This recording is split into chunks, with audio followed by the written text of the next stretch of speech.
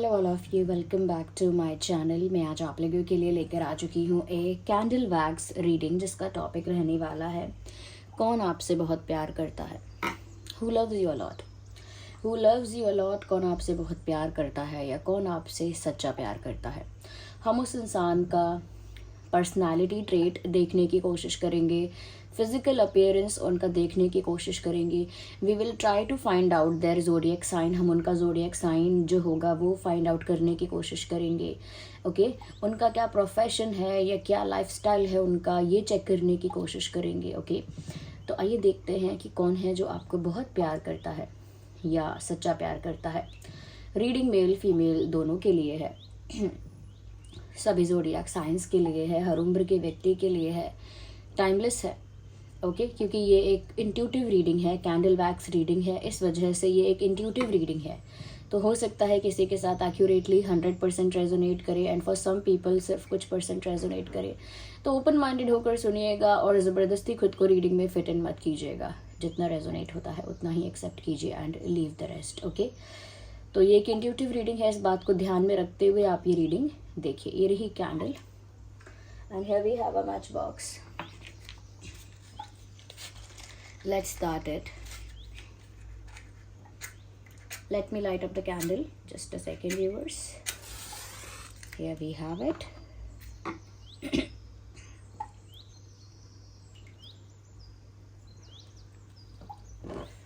Okay.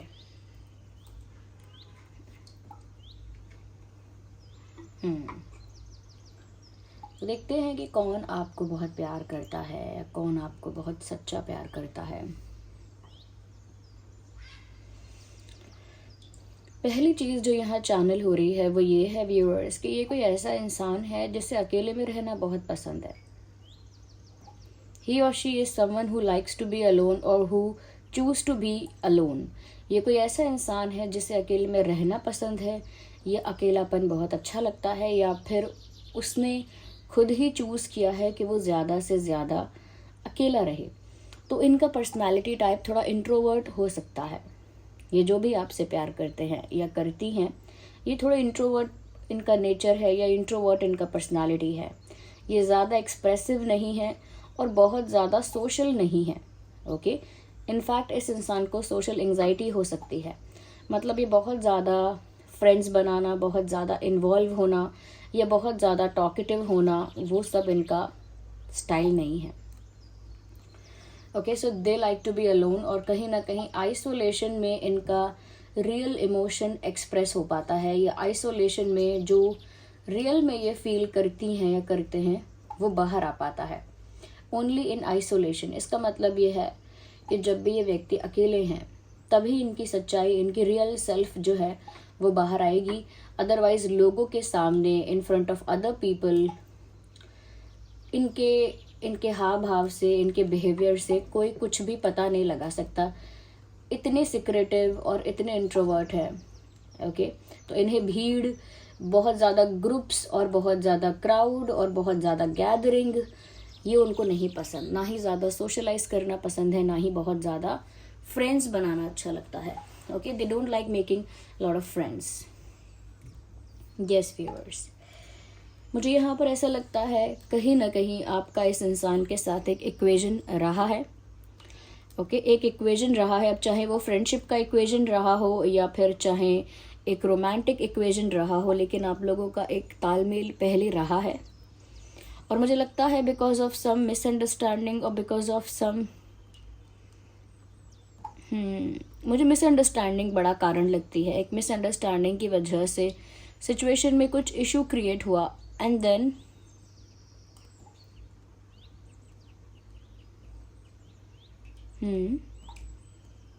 तब से बस गो विद द फ्लो हो रहा है। मतलब उसके बाद से कुछ बड़ा भी नहीं हुआ, कुछ छोटा मोटा भी नहीं हुआ, नथिंग हैपेंड। बस तब से गाड़ी चली जा रही है। ऐसा लगता है कि क्योंकि आप लोगों के बीच एक मिसअंडरस्टैंडिंग हुई है, उसके बाद से आप लोगों के बीच में कोई डेवलपमेंट नहीं हुआ है, किसी भी तरीके का डेवलपमेंट नहीं हुआ है, ना तो बातचीत में, ना मिलना जुलना, ना किसी तरह का और डेवलपमेंट, कुछ नहीं हुआ है इस कनेक्शन में। उसके बाद बस तब से ही, जैसे कहते हैं ना, स्ट्रेच हो रहा है, तब से ही बस स्ट्रेच हो रहा है, तब से बस और जिस बहाव में चल रही है लाइफ, बस चलती जा रही है, go with the flow. Okay, तो एक ऐसे इंसान है व्यूअर्स कहीं ना कहीं जो बहुत ज़्यादा ना चीज़ों को पकड़ के नहीं बैठ सकते। या ही और she is a kind of person who never hold grudges for people. मतलब इस इंसान के अंदर वो नेगेटिविटी है ही नहीं कि ये ग्रजेस होल्ड करके रखे, या मन में किसी के प्रति कोई हेटरेड या कोई क्रिटिसिज्म या कोई ग्रज रखें। इनफैक्ट अगर कोई इंसिडेंट होता है और वो इंसिडेंट अगर इनको हर्ट भी करता है, after some time they forget about it and they let it go. कुछ समय के बाद ये इंसान उस इंसिडेंट को भूल जाते हैं और लेट गो कर देते हैं। या because they don't like to keep hanging on it. मतलब अगर कोई प्रॉब्लम हुआ है, कोई मैटर, कोई इशू, तो वो नहीं चाहते कि वो उस बात को हमेशा पकड़ के रखें।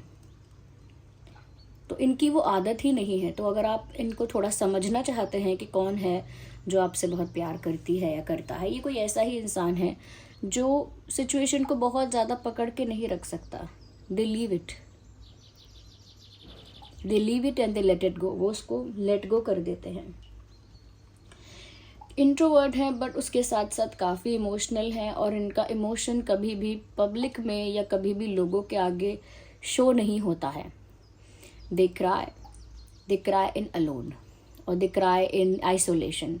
ये रोती तो हैं बट अकेले में। इसीलिए बहुत रेयर होगा कि ये आपके सामने रोएं, या फिर होगा ही नहीं कि ये आपके सामने रोएं। Whenever they feel extreme emotions they cry, और मैंने कहा ना they express when they are alone. मतलब वो सब चीज़ें बाहर तो आती हैं बट जब वो अकेले होते हैं तब।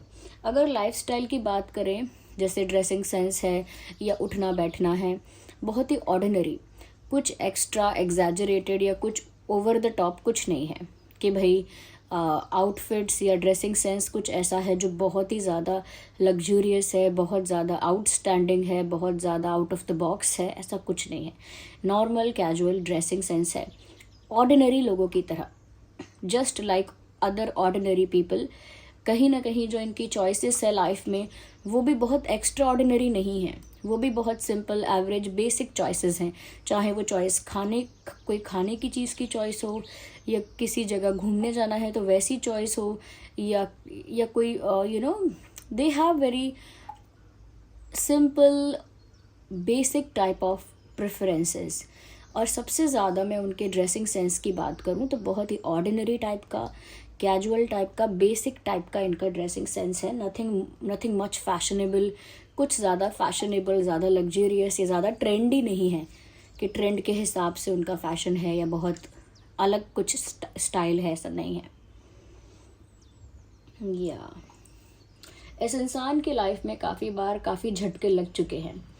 हो सकता है कि इनकी शायद माँ ना हो या इनके पिता ना हो, अगर हैं भी तो भी लाइफ में इनको काफ़ी झटके लगे हैं। जैसे कोई बड़ा लॉस हुआ था फैमिली में, या कोई बहुत करीबी इनके कोई भाई बहन था या ग्रैंड पेरेंट्स थे, वो गुजर गए, या किसी की जॉब चली गई घर में, किसी अर्निंग मेंबर की जॉब चली गई, कोई मेन मेंबर की।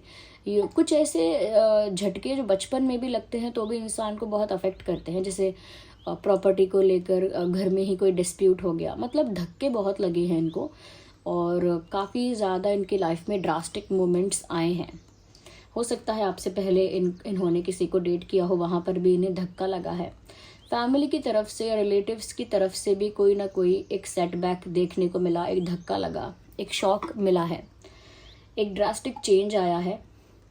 हो सकता है हेल्थ वाइज भी इस इंसान ने या इस इंसान के किसी क्लोजेस्ट मेंबर ने हेल्थ से सफ़र किया है। तो बहुत सारी चीज़ें इनकी लाइफ में ना एक ड्रास्टिक चेंज लेकर आई हैं। और क्योंकि इनकी लाइफ में इतने उतार चढ़ाव रहे हैं कि उस वजह से ही आउटकम ये है कि वो इतने इंट्रोवर्ट है या इतनी इंट्रोवर्ट हैं। तो इनकी लाइफ में काफ़ी झटके आए हैं। अब इसे फेलियर समझ लीजिए या लॉस समझ लीजिए या फिर कर्मा समझ लीजिए, बट इनकी लाइफ में काफ़ी ऐसे झटके इनको मिले हैं। मुझे ऐसा लगता है छोटी छोटी चीज़ों के लिए या फिर इनको अपनी इच्छाओं के लिए, स्पेशली अपनी डिज़ायर्स के लिए, अपने सपनों के लिए इनको काफ़ी ज़्यादा रिबेल बनना पड़ा है। मतलब काफ़ी बंधन तोड़ने पड़े हैं, काफ़ी रिस्ट्रिक्शंस तोड़ने पड़े, काफ़ी रूल्स तोड़ने पड़े, काफ़ी लोगों के अगेंस्ट इनको जाना पड़ा, काफ़ी नॉर्म्स इनको तोड़ने पड़े, ऐसा लगता है। आई थिंक एक ऑर्थोडॉक्स टाइप का इनका फैमिली का इन्वायरमेंट रहा है, या फिर काफ़ी डोमिनेटिंग और कंट्रोलिंग टाइप का इनका फैमिली का इन्वायरमेंट रहा है। उस वजह से अपने बेसिक इच्छाओं के लिए भी, या अपने डिज़ायर्स के लिए, ड्रीम्स के लिए, इन्होंने घर में ही काफ़ी रिबेल बन के काफ़ी विरोध किया है चीज़ों का। काफ़ी बार बहुत सारी चीज़ों के अगेंस्ट ये गए हैं या गई हैं, और जो नॉर्म्स या रूल्स एंड रेगुलेशंस और रिस्ट्रिक्शंस शुरू से चले आ रहे हैं इवन इन देयर फैमिली, इन्होंने उसको तोड़ा है। तो इनके लिए ऐसा दिख रहा है लाइफ काफ़ी स्ट्रगल रही है, क्योंकि ड्रास्टिक मोमेंट्स बहुत आए हैं, यानी धक्का बहुत लगा है, और कहीं ना कहीं इनको ऐसा कह सकते हैं कि संघर्ष का सामना करना पड़ा है, क्योंकि अपनी इच्छाओं के लिए इन्हें लिटरली फाइट करना पड़ा। या बट इनका नेचर रिबेल टाइप का है, ये भी समझ में आता है। Like nobody can control them और nobody कैन रिस्ट्रिक्ट देम। मतलब आप चाहे इनके फ्रेंड हैं, या आप चाहे इनके लवर हैं, या कोई भी हैं, even if you are their parents, ये किसी के बंधन में बंधने वाला इंसान है ही नहीं। जब जब कोई इनको किसी बंधन में बांधने का ट्राई करेगा, या रिस्ट्रिक्ट करने का या कंट्रोल करने का ट्राई करेगा, they will just break that rule, they will just break that restriction. वो उस रिस्ट्रिक्शन को या उस बंधन को बहुत ही जल्दी तोड़ेंगे। अगर आप इन पर कोई बंधन नहीं लगाते हैं तो बहुत ज़्यादा चांसेस हैं कि लंबे समय तक आपके मित्र बने रहें या बनी रहें। बट द मोमेंट आप इन पर कोई बंधन लगाने की कोशिश करते हैं, किसी तरह की रोक टोक, किसी तरह का कंट्रोल, उसी मोमेंट ये इंसान उस बंधन को तोड़ देंगे जल्द से जल्द। और अगर आपने सपोज इनके ऊपर कोई बंधन नहीं लगाया है, कोई रिस्ट्रिक्शन या कंट्रोल नहीं किया है, तो हो सकता है सालों साल ये आपके साथ रहें। तो ये फ्रीडम पसंद करने वाले इंसान हैं, और जब ये अपने घर में रिबेल कर सकते हैं तो ये और किसी को तो क्या ही सहेंगे, या और किसी का बंधन तो क्या ही सहेंगे।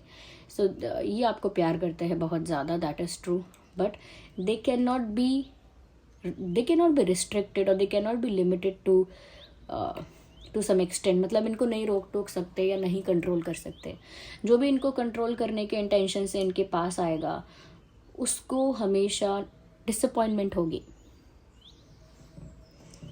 या that is what I feel, कि जो भी इनको रोकने टोकने या कंट्रोल करने या डोमिनेट करने की इच्छा से इनके पास आएगा, उसे हमेशा प्रॉब्लम होगी।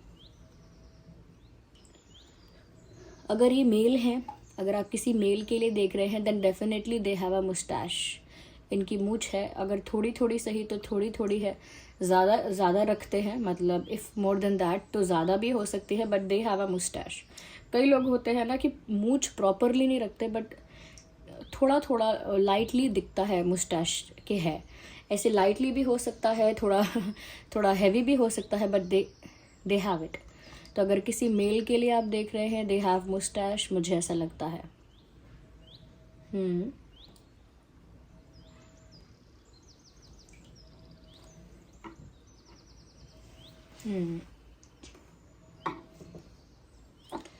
ओके, ऑलरेडी इन्होंने लाइफ में कुछ सिचुएशंस में आई थिंक बचपन में कॉम्प्रोमाइज़ किया होगा।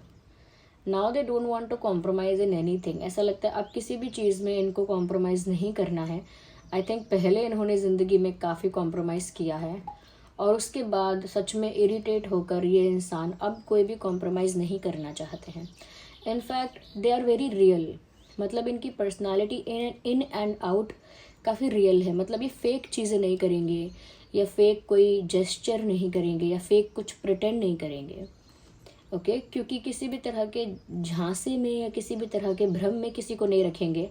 सो they are very real and they say what they have in their heart. मतलब जो उनके दिल दिमाग में है, एग्जैक्टली वही उनके मुंह पे है। ओके, वही चीज़ वो बोलेंगे या बोलेंगी। तो ये चीज़ मुझे दिख रही है यहाँ पे कि ये रियल बहुत ज़्यादा है। बहुत हद तक ये इंसान स्पिरिचुअल है, बहुत हद तक। क्योंकि देखिए ऑलरेडी आइसोलेशन में रहना, अकेले रहना पसंद है, बहुत ज़्यादा ग्रुप्स नहीं पसंद। तो ये पहली क्वालिटी हो गई एक स्पिरिचुअल पर्सन की। आई एम नॉट सेइंग कि जो सब लोग अलग अलग अकेले रहते हैं, या सब लोग जिन्हें अकेले रहना पसंद है वो स्पिरिचुअल है, नो। बट यहाँ पर ये जो इनका दिख रहा है वो स्पिरिचुअल पर्सन दिख रहा है। ओके, तो थोड़ा इनको अकेले रहना भी पसंद है, अपनी बातें, अपने इमोशंस ज़्यादा एक्सप्रेस नहीं करते, उन्हें हैंडल कर लेते हैं। ओके, मुझे लगता है ऑर्थोडॉक्स पुराने ओल्ड अनवांटेड पैटर्न्स को ब्रेक करना, यानी कि कुछ ऐसी प्रथाएं, कुछ ऐसे नियम, कुछ ऐसी बंदिशें जो चली आ रही हैं लेकिन अब वो रेलेवेंट नहीं है। एक समय पर वो चीज़ रेलेवेंट हो सकती होगी बट अब नहीं है, तो अब उस चीज़ को तोड़ना। क्योंकि यूजुअली ऐसा होता है कि लोग एक सेट ऑफ रूल को, एक सेट ऑफ बिलीफ को फॉलो करते हैं क्योंकि जिस समय वो बिलीफ बना था या जिस समय वो रूल बना था वो उस समय, उस इन्वायरमेंट में, उस सिचुएशन के लिए बेनिफिशियल था, अच्छा था।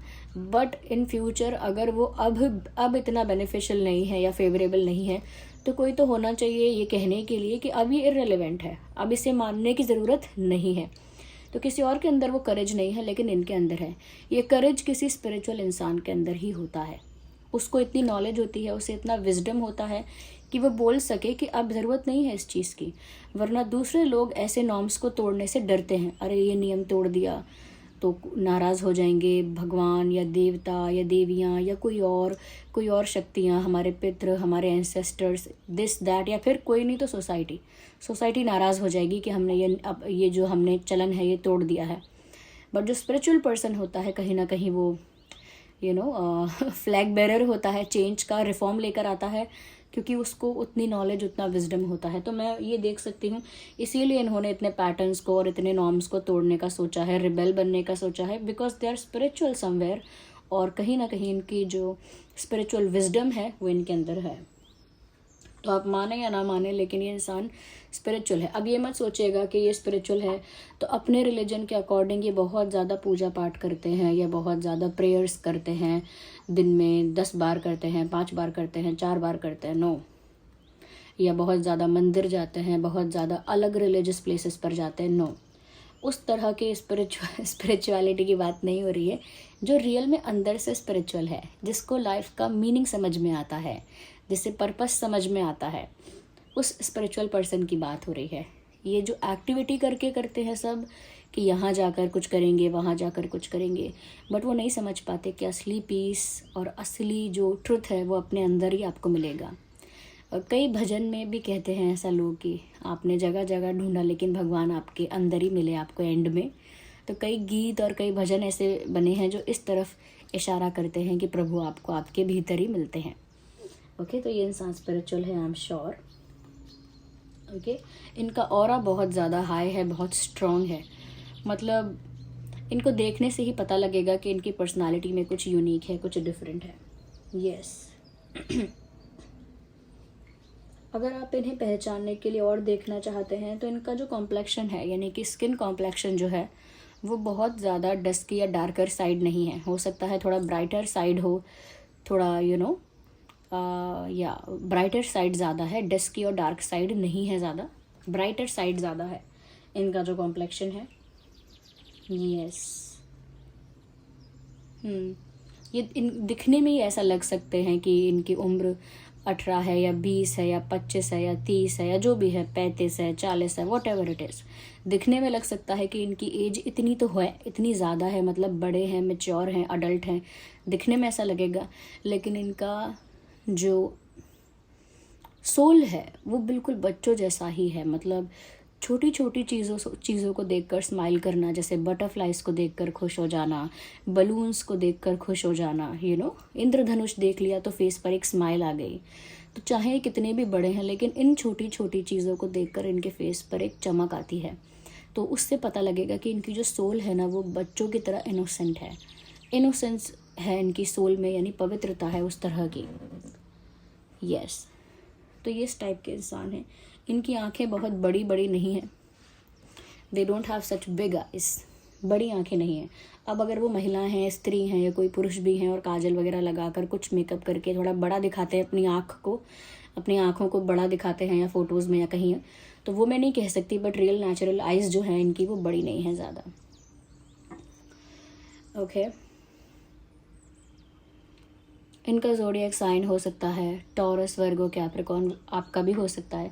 वैसे तो देखिए ये कलेक्टिव रीडिंग है, तो ये सभी ज़ोडिएक साइंस के लिए है, इसीलिए साइंस बोलना इस रीडिंग का अपमान करना हो गया। वैसे साइंस नहीं बोलना चाहिए क्योंकि ऑलमोस्ट सभी साइंस के लिए एप्लीकेबल है। या so this was the reading and this is the person who loves you a lot. I hope आप समझ पाए हैं। अगर आप में से कोई समझ पाया है तो कमेंट्स में बताइए कि हाँ मुझे समझ में आया है कि वो कौन है, और जिसे कुछ परसेंट समझ में आया है लेकिन श्योर नहीं है तो वो भी बताए कमेंट्स में that I am not sure. और जिससे बिल्कुल समझ में नहीं आया और जिसे लगता है कोई नहीं है ऐसा मेरी लाइफ में, तो वो भी कमेंट्स कर सकते हैं। After all your feedback is very important, feedback ज़रूर दीजिए। एंड ये वीडियो थोड़ा भी रिलेटेबल है तो वीडियो को लाइक ज़रूर करें, थोड़ा भी हेल्पफुल है तो लाइक करें, और अगर आप नए हैं सब्सक्राइब करें, बेल आइकन को प्रेस करें ताकि जब भी मैं कोई वीडियो लेकर आऊँ सबसे पहले वो आप तक पहुँच सके। Okay viewers, so thank you so much for giving me your precious time. See you after some time. I don't know कि शाम को वीडियो आएगा या रात को आएगा ये वाला वीडियो।